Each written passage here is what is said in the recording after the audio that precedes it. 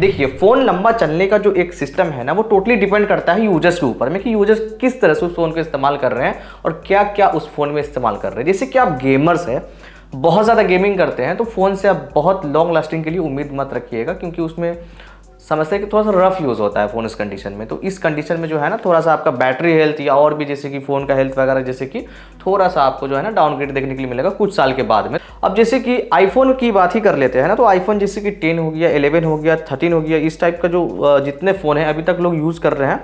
और जैसे कि मेरे घर में एक Redmi Note 7 Pro है जो कि ये 7 साल प्लस चला है। तो समझ लीजिए कि 7 साल प्लस अगर जैसे कि ये एक Redmi का फ़ोन अगर आपको ये निकाल के दे दे इतना समय तक, मतलब चल जाए, और अभी तक स्टिल वो सही से रनिंग कर रहा है। बस उसमें यहाँ पे क्या है ना कि 2 बार बैटरी चेंज हुआ है ना। कोई भी 7 साल 8 साल तक कोई भी फ़ोन का बैटरी नहीं जाता है, तो बैटरी आपको चेंज करवाना ही पड़ेगा। 3 साल 4 साल में आपको एक बार चेंज करवाना पड़ेगा। सैमसंग का S7 फ़ोन और आज भी देखते हैं बहुत लोग के पास में होता है। तो जैसे कि आप ऐसे नहीं कह सकते कि एक पर्टिकुलर फ़ोन को नहीं कह सकते कि Redmi अच्छा चलता है, Realme अच्छा नहीं चलता है, आईफोन अच्छा चलता है, सैमसंग अच्छा नहीं चलता, ऐसा नहीं कह सकते हैं आप।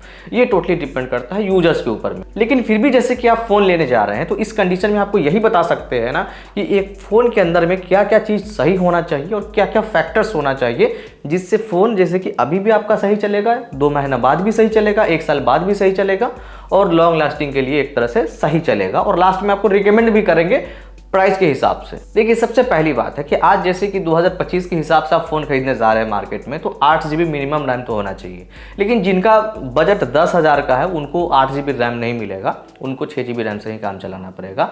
और जैसे कि 10,000 का भी फ़ोन जैसे कि एक नॉर्मल यूज करने के लिए जो है ना इनफ होता है, और 6 GB रैम भी इनफ होता है, जैसे कि वो बहुत ज़्यादा गेमर्स नहीं है, तो उस कंडीशन में जैसे कि 6 GB रैम इनफ होता है। और 256 GB स्टोरेज उनके लिए होना चाहिए जो जैसे कि फ़ोटो या वीडियो लेना पसंद करते हैं। फोटो वीडियो लेना पसंद नहीं करते हैं, 128 GB आजकल सारे ब्रांड लगभग दे रहे हैं। अब इतना ही हो जाने से खुश नहीं हो जाना है। यहाँ पे जैसे कि जिस तरह मोटरसाइकिल आपने सुना होगा ना, स्प्लेंडर है, कोई जैसे कि स्पोर्ट जैसे कि बाइक है, तो दोनों का कंपैरिजन आप नहीं कर सकते हैं। स्प्लेंडर ज़्यादा से ज़्यादा 90 से लेकर के 95 की स्पीड तक वो जाएगा, लेकिन स्पोर्ट बाइक ज़्यादा स्पीड से चलता है। उसी तरह से यहाँ रैम का भी क्वालिटी होता है, उसी तरह स्टोरेज का भी क्वालिटी होता है कि वो कितना स्पीड से चलेगा। जैसे कि तो रैम में लगभग समझिए कि वो प्राइस के अकॉर्डिंग कम से कम आपको जो है ना, अगर 20,000 के प्राइस में जाते हैं तो LPDDR5 या LPDDR5X होना चाहिए, UFS 3.1 या UFS 3.2 होना चाहिए। मतलब अच्छे क्वालिटी का रैम होना चाहिए और अच्छे क्वालिटी का स्टोरेज टाइप होना चाहिए। ये जो हमने अभी आपको बताया है ना, रैम या रोम,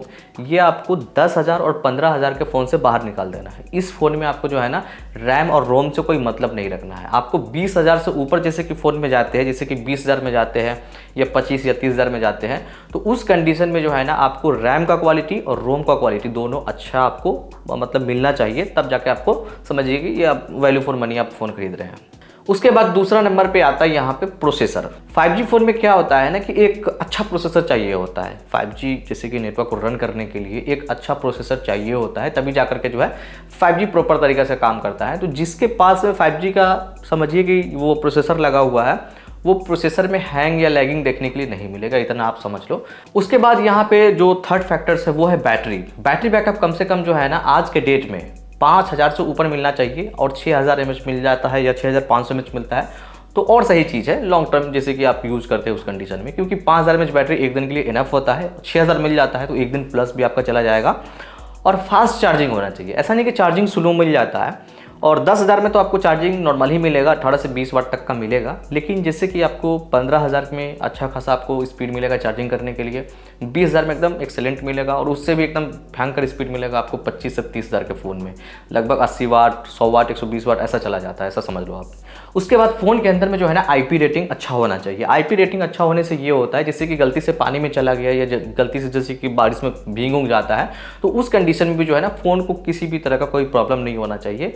तो IP रेटिंग जो है ना IP68, IP69 इस तरह से होना चाहिए, जो कि 20,000 के ऊपर वाले फ़ोन में आपको देखने के लिए मिलेगा ये। हालांकि जो 10,000 का 15,000 का फ़ोन है उसमें स्पेस प्रूफ मिलता है, जैसे कि अगर ऊपर से पानी का फुहारा वगैरह जैसे कि गिर जाता है तो उस कंडीशन में जो है ना वो डैमेज नहीं होगा। बाकी ऑटोमेटिक सारा स्पेक्स आपको ठीक ठाक मिलेगा। अगर बैटरी, प्रोसेसर, कैमरा अगर आपको ठीक मिल गया है तो बाकी सब चीज़ भी ठीक मिलेगा, क्योंकि डिस्प्ले जो है आजकल लगभग सारे का अच्छा डिस्प्ले आजकल के डेट पे मिल जाएगा आपको। अगर 15,000 के ऊपर में जाते हैं तो 15,000 के बजट में भी आपको काफ़ी अच्छा डिस्प्ले मिल जाएगा। तो ये सारा चीज़ मिला करके जो है ना, ये सारा स्पेक्स मिला करके जो है ना एक अच्छे फ़ोन को बना देता है। लेकिन यहाँ पे फ़ोन लेने के बाद में आपको क्या करना है वो भी हम चीज़ बता देते हैं, जिससे लंबा जैसे कि आपका फ़ोन चले। अब जैसे कि यहाँ पे देखिए, आपको जो है ना बहुत सारे एप्लीकेशन नहीं रखना है। जैसे कि अनवांटेड एप्लीकेशन है ना, जैसे कि मान लीजिए किसी सॉफ्टवेयर को आपने इंस्टॉल किया, जैसे या बच्चे कोई बहुत सारे गेम को डाउनलोड करके उसमें छोड़ देते हैं और उसका यूटिलाइजेशन नहीं है, जैसे कि वो नहीं खेल रहे हैं, पड़ा हुआ है फ़ोन में।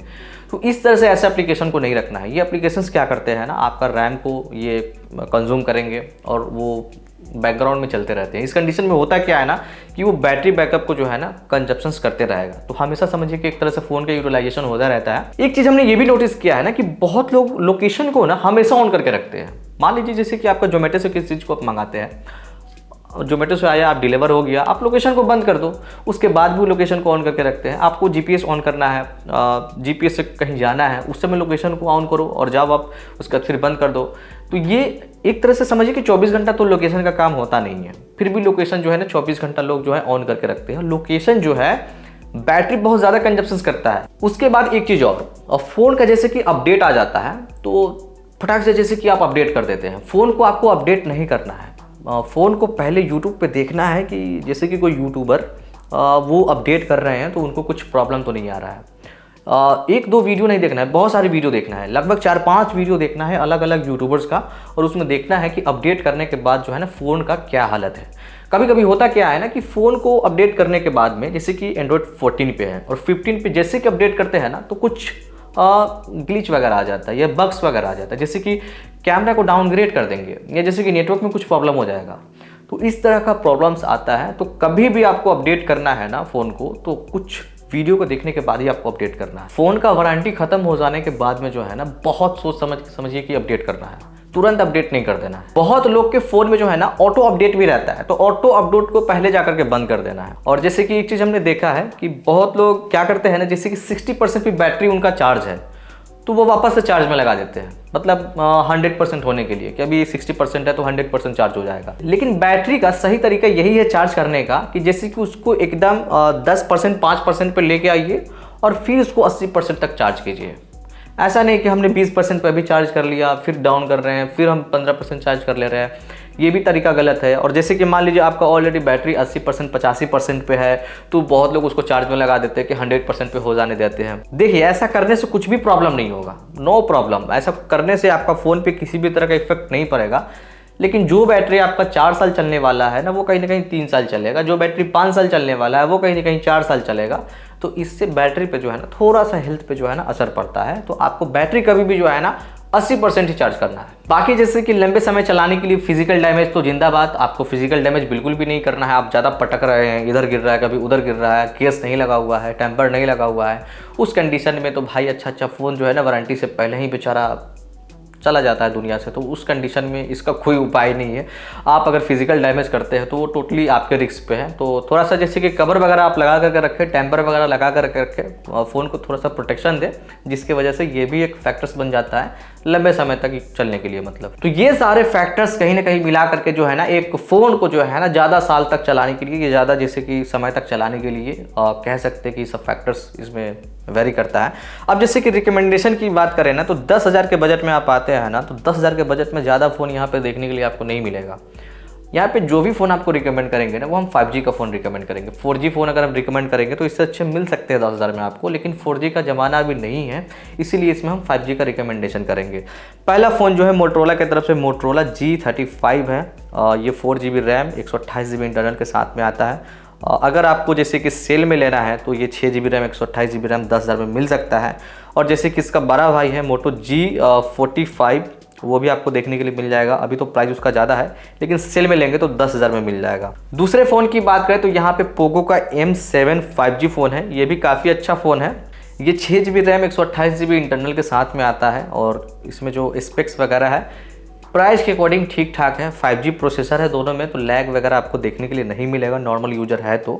और 10,000 के फ़ोन से ज़्यादा गेमिंग का एक्सपेक्टेशन नहीं होना चाहिए, लेकिन फिर भी इस फ़ोन में आप गेम खेल सकते हैं क्योंकि इसमें जो डिस्प्ले है 120 हर्ट्ज का डिस्प्ले मिल जाता है। और जैसे कि बैटरी वगैरह जो है 5160 mAh का है स्नैपड्रैगन 4 Gen 2 प्रोसेसर है। ओवरऑल ठीक ठाक फ़ोन है, ऑलराउंडर फ़ोन कह सकते हैं, इसलिए हमने पोको का M7 5G को जो है ना इस लिस्ट में रखा है।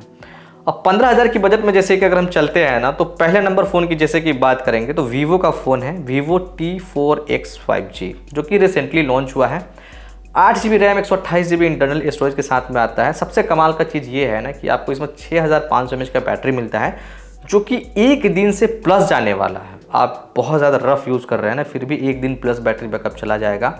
वीवो का कैमरा ठीक ठाक होता है, एवरेज फ़ोन का भी, और फ्लैगशिप का तो कुछ कहना ही नहीं है, बहुत तगड़ा उनका कैमरा रहता है। ऑप्टिमाइजेशन काफ़ी अच्छा होता है, ह्यूमन सब्जेक्ट पर काफ़ी अच्छा फ़ोटो लेते हैं। तो ऑलराउंडर फ़ोन है, ये आप ले सकते हैं। और दूसरे नंबर जैसे कि अगर हम फ़ोन की बात करें तो पोको का M7 Pro है 6128 के साथ में, ये भी एक ऑलराउंडर फ़ोन है, ये भी आप ले सकते हैं। तीसरे नंबर फ़ोन की जैसे कि बात करें तो मोटरोला का G85 है, ये आपको जो है मिल जाएगा लगभग 17,000 के प्राइस में, लेकिन ओवरऑल कहीं ना कहीं ये जो है ना डिस्काउंट में 16 से 15,000 के प्राइस पॉइंट में मिल जाता है। कर्व डिस्प्ले है, इन डिस्प्ले फिंगरप्रिंट है, आपको कैमरा वगैरह सब चीज़ ठीक है। हमने ऑलरेडी इसका रिव्यू, कैमरा टेस्ट सब चीज़ किया है, इसलिए हम आपको रिकमेंड कर रहे हैं। इसका डिस्प्ले जो है बहुत प्यारा लगता है और बहुत ठीक ठाक कैमरा है इसका। 15,000 के प्राइस में अगर हम देखते हैं तो ये भी फ़ोन 3 नंबर पे आप ले सकते हैं। 20,000 के प्राइस पॉइंट में अगर हम जाते हैं तो आप आंख बंद करके जो है ना OnePlus Nord CE4 ले सकते हैं। बहुत अच्छा लुकिंग के साथ में आपको देखने के लिए मिलेगा, और स्पेक्स जैसे कि बात करें तो वो भी इसका बहुत अच्छा है। 2 नंबर जैसे कि फ़ोन की बात करें तो Vivo T3 Pro मिल जाएगा, जो कि ये भी एक बेहतरीन फ़ोन है। ये दोनों फ़ोन जो हम बताएं आपको, ये 4K में रिकॉर्डिंग करने की क्षमता रखता है। 3 नंबर जैसे कि फ़ोन की बात करें तो iQOO का फ़ोन है, जो कि ये भी Vivo का सब ब्रांड है, iQOO Z9s 5G। 25,000 के कैटेगरी में जैसे कि हम चलते हैं तो Realme 13 Pro Plus ले सकते हैं, बेहतरीन फ़ोन है। दूसरा फ़ोन यहाँ पे Realme GT 6T ले सकते हैं, अमेजन पे मिल जाएगा, लगभग 24,000 के प्राइस पॉइंट में भी कभी कभी चला जाता है। तो वैसे इसका प्राइस ज़्यादा रहता है, लेकिन कूपन कोड वगैरह लगा के, डिस्काउंट वगैरह लगा के 24,000 के प्राइस पॉइंट पे मिल जाएगा। नथिंग फ़ोन 3A आप ले सकते हैं, जो कि ये भी 25 से 26,000 के प्राइस में मिल जाएगा। 30,000 के जैसे कि बजट में अगर हम जाते हैं तो 30,000 के बजट में यहाँ पे जो है ना आप OnePlus Nord 4 ले सकते हैं। उसके बाद में नथिंग फ़ोन 3 Pro ले सकते हैं, जो कि पेरिस्कोप लेंस के साथ में देखने के लिए मिल जाता है। Vivo का T3 Ultra ले सकते हैं, T3 Pro था, यहाँ पे Ultra है, तो ये अल्ट्रा जो है काफ़ी कमाल का स्पेक्स के साथ में आता है, तो इसे भी आप परचेज कर सकते हैं। Realme GT 6 ले सकते हैं, 25,000 में Realme GT 6T कहा था, यहाँ पे T को हटा देना है, तो Realme GT 6 में जो है T से ज़्यादा अच्छा मतलब फंक्शंस है, तो ये आप ले सकते हैं। तो ये 30,500 के प्राइस पॉइंट के हिसाब से हमने आपको बताया। अब जैसे कि 40,000 के बजट में जाना है ना, तो एक ही फ़ोन रिकमेंड करेंगे और आंख बंद करके आपको परचेज कर लेना है, iQOO का iQOO 12।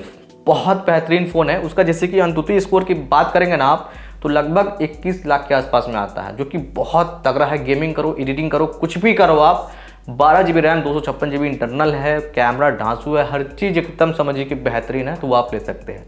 50,000 के जैसे कि बजट में आप जाते हैं तो यहाँ पे एक ही फ़ोन रिकमेंड करेंगे, iQOO 13, जो कि समझिए कि Vivo का X100 को टक्कर देता है। ये इतना बेहतरीन फ़ोन है ये। इसका अंतुति स्कोर की बात करेंगे, लगभग 30 लाख अंतुति स्कोर निकल के आता है, जो कि आप समझ लीजिए कि किस हिसाब से इसमें गेमिंग या एडिटिंग या जैसे कि एकदम हेवी टाइप का सॉफ्टवेयर आपको चलाना है, तो उस कंडीशन में सब चीज़ में जो है ना ये फिट बैठता है। और इस वीडियो में आपने ये देखा कि जैसे कि एक लंबा समय तक चलने के लिए कौन सा फ़ोन कैसा रहेगा, कौन सा फैक्टर्स यहाँ पे होना चाहिए, और जो हमने आपको रिकमेंडेशन किया है वो भी आपको ठीक ठाक लगा होगा। आशा करते हैं वीडियो आपको अच्छा लगा होगा।